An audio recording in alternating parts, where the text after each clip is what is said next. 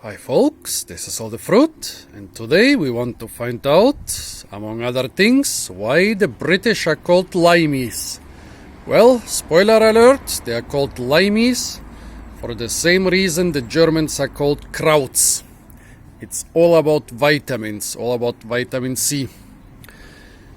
So, Brits are called Limeys because of the lime. But what is a lime? Well, isn't the lime something like a small green lemon? Lemons are like fist-sized and yellow, and limes are much smaller and green. Well, it's not that simple. Nothing with citrus is simple. As you can see here, you can have green lemons and you can have yellow limes. Well, let's first basically solve the riddle about those green lemons and yellow limes. Limes are usually being picked green, but from time to time maybe they miss a lime until it's ripe.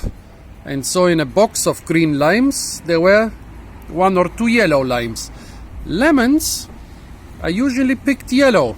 However, let's go to the other side, and here in this citrus exhibition there is a whole box full of green lemons. Actually, yesterday they were even greener, now they are turning yellow. Well, and here is a box full of different slightly shriveled up citrus with lots of green limes. Well, why are the limes green? Well, I guess the green lemons give you a hint. I'm here on the island of Gran Canaria with a subtropical climate, and it's often said that in a subtropical or tropical climate, citrus fruit don't get bright colors. Like oranges are not bright orange, lemons are not bright green.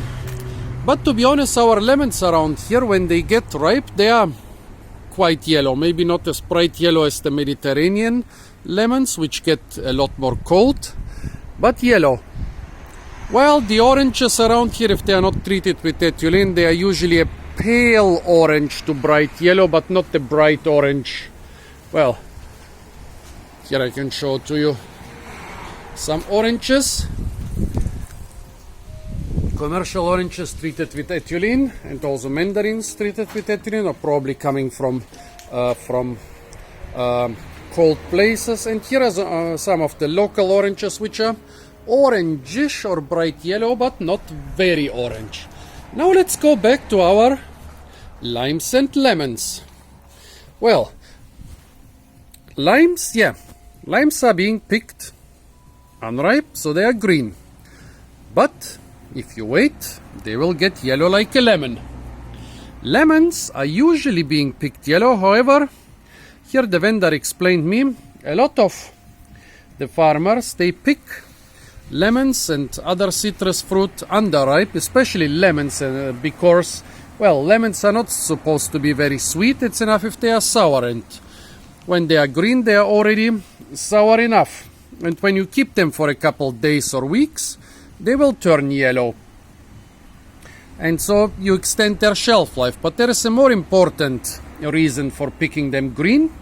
As soon as you pick the tree clean, it will produce flowers and new fruit sooner, and so you will have more money because you have less time between harvests. And so here we have a ripe lime, an unripe lime, an unripe lemon, and a ripe lemon. Before we try them, let's see what those things are in the botanical sense. Is there a species of lime and is there a species of lemon? Well, nope. Most of our citrus fruit are actually not species but hybrids, and often 3rd, 4th, 5th, 6th generation hybrids. It's very complicated, and scientists are still fighting over what hybridize with what. Let's start with the lemon. It's quite an easy thing. It's a hybrid between the citron, Citrus medica, and the sour or bitter orange, Citrus X aurantium, which is a hybrid in itself. So the lemon is at least a second generation hybrid. Yeah, between citron and sour or bitter orange. Where did the lemon originate? Well, we don't know. Around the year 1000, it showed up at the two ends of the Silk Road, in China and also in the Mediterranean. Well, yep, citron and sour orange, they basically come from Asia. They have been known in China for a long time, but during the time of the Romans, citron appeared in Italy, and yeah, before the year 1000, the sour orange appeared also in Europe. And around the year 1000, on both ends of the Silk Road, we have lemons. The Silk Road already existed at this time, but it was still long before the travels of Marco Polo. So we don't know, did the lemon originate in Italy and was brought to China? Or did it originate in China and was brought to Italy? Or did it, which is even more probable, did at least two hybridization events happen, one in China and one in Italy? In later centuries, the Italians became the most famous lemon producers, and most of today's lemon varieties and hybrids come from Italy. But this will be the second part of the story, about why the Brits are called Limeys. Now let's look at the lime. It's a much more modern thing. The key lime is a hybrid of Citrus aurantifolia and Citrus... the key lime is called Citrus X aurantifolia because it's also a hybrid of Citrus micrantha, which is a type of wild lime-like citrus, and Citrus medica, the citron, which is pretty big. That's how the key lime got created. Well, the key lime then hybridized with the lemon, so Citrus X aurantifolia hybridized with Citrus X lemon, and created the Persian lime, Citrus X latifolia, which is generally bigger, with thicker skin, with less seeds, and with a stronger taste. I'm not sure which lime this is. Well, is it considered having a lot of seeds or less seeds, or is it considered having thick skin or thin skin? I don't know which lime this is. It's most probably the Persian lime or the key lime, because they are the main lime-looking limes which are being cultivated. Then there are many other fruit called limes, like the Australian finger lime and the Mauritius papeda or kaffir lime, which actually comes from Malaysia and not from Mauritius, but is quite popular in Asia, for example in Thai cuisine, also in Mauritius. But let's stick to the limes and lemons, because our story, oh god, I'm already past 8 minutes, our story about the Brits called Limeys is about limes and lemons. Well, limes and lemons were very important for all seafaring nations, and the British are a seafaring nations and have been for a long time. But around the year like 1000 or 1100, basically the biggest seafaring city-state of Europe was Amalfi in southern Italy. If you've heard of the beautiful Amalfitana coast with its lemon plantations, yeah, exactly that Amalfi. They basically ruled the Mediterranean. This nowadays tiny city had like over 1,000 ships and could dictate the Mediterranean trade so much that actually they wrote the first Mediterranean seafaring charter or laws. This city basically wrote the laws about Mediterranean sea travel and sea trade, and everybody had to obey them because Amalfi had the biggest fleet. And about the same time, the Italians bred the lemon, or maybe they received it from China, but most probably they bred it from the citron and the sour orange. And the town of Amalfi realized that when their sailors were at sea for long weeks and months, they got scurvy. But when they ate lemons, they did not get scurvy. So in this first European or Christian seafaring code, seafaring codex, seafaring law, they included a paragraph about every ship needs to have a lot of lemons on board and needs to feed their sailors lemons. I think it was daily, or at least several times a week. This was also very positive for the town of Amalfi, because if you know the Amalfitana coast, it's basically very steep and infertile macchia, and nothing is growing there, nothing except for the lemons. And so the coastal areas around Amalfi got a big boom, because around Amalfi on those terraces they would collect soil, terrace the steep hills and plant lemons in a climate and on soil which is not really suitable for lemons, but they managed to do this. And the ships of Amalfi, the captains of Amalfi, would buy all those lemons cultivated in the area of Amalfi. And even after Amalfi became insignificant as a trade city, even today in the 21st century, the area of Amalfi is still the most famous lemon growing area of Italy, with several different varieties. One among them the pretty sweet Amalfi lemon. And then we come to the taste of the lemons, which we'll taste in a moment. Well, lemons are sour, but limes are even more sour. Well, in the 16th, 17th, 18th century, Britain slowly became the most important seafaring nation of the Christian world, and probably of the whole world. And since Britain had a very good relationship, at least since the Napoleonic Wars, with southern Italy, the British basically almost kept southern Italy and Sicily as a sort of protectorate or puppet state, not really a colony, but whatever they said happened. And they would trade a lot of lemons. Actually, it's being said that the Sicilian mafia, well, Sicily became the main producer of lemons after some time, because the steep and infertile and dry slopes of Amalfi couldn't produce enough for the big British Navy. And as soon as Sicily became the hub of lemon cultivation and trade, the Sicilian mafia approached the lemon producers and buyers and traders, and if you didn't pay the mafia regularly, basically not your lemons but other people's lemons would end up in the harbor and being sold abroad, while your lemons, well, might end up in the harbor water together with you.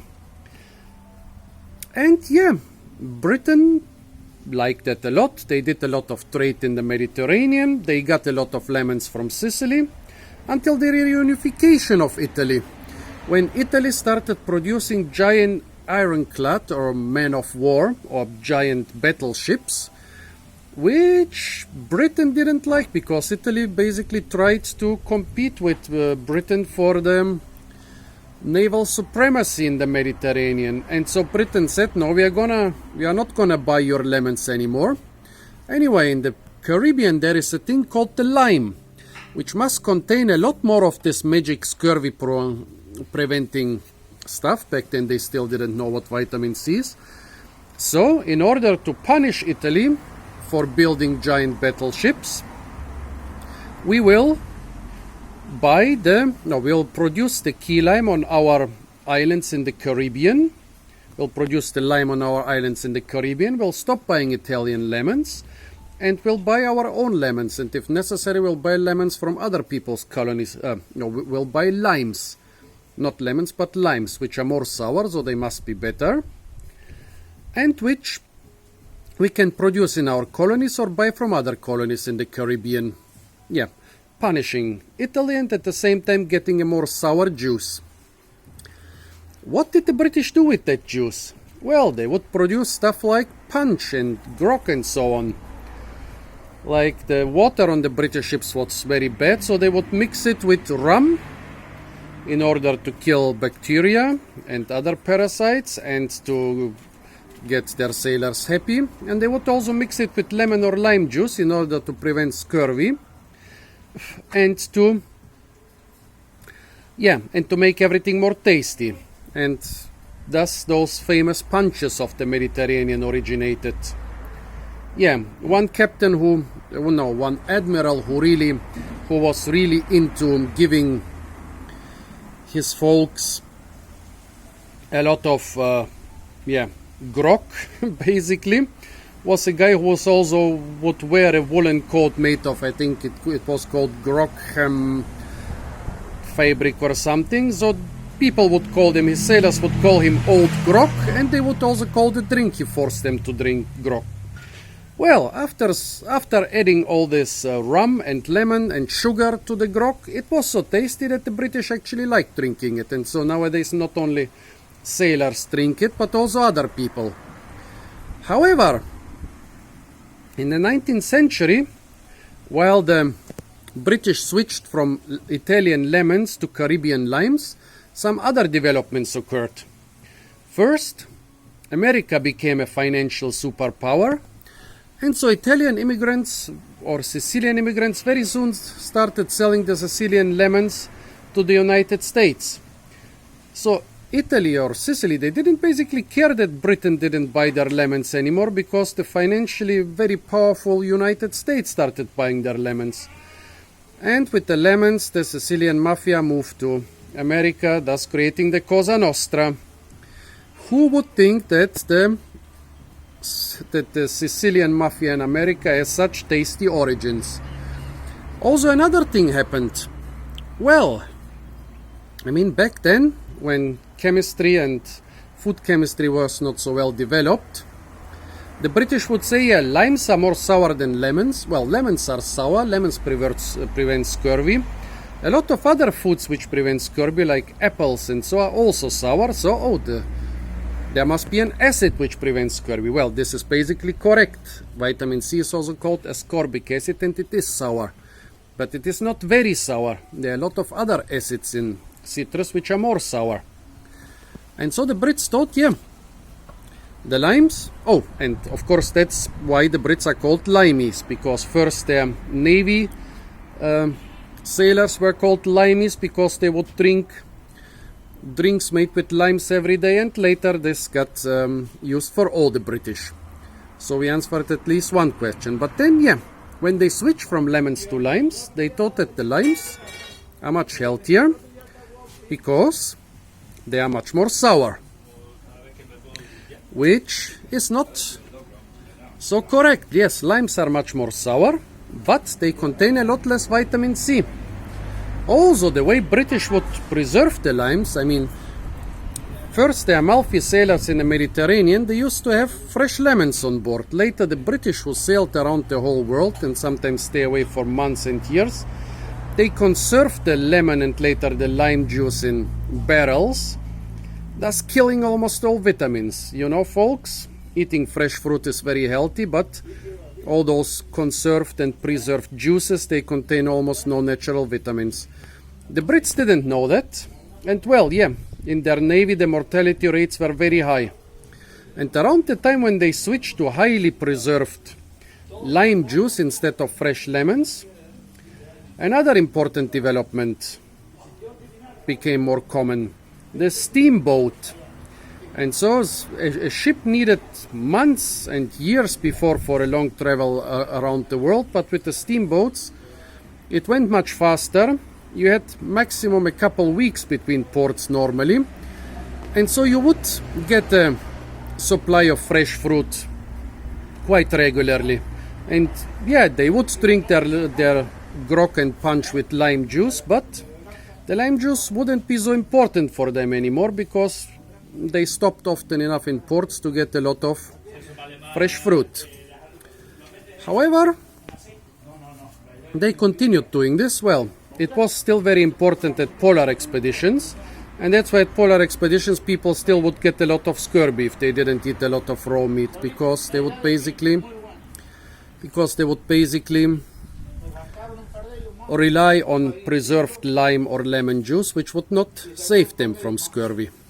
Well, we don't have a big problem with scurvy on the fruitarian paradise of Gran Canaria, but now let's try the difference in taste between ripe lemon, unripe lime, and ripe lime. First, the ripe lemon. This is the type of lemon you usually get for spicing up your food. Sour, and with a nice lemony taste, the nice lemony flavor. The unripe lemon, pretty much the same, but with a more refined taste, I would say. It's more sparkly, more prickly. Now the unripe lime, this is the normal state in which limes are being used.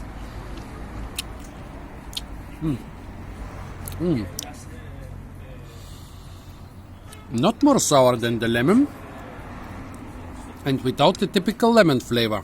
Now the ripe lime.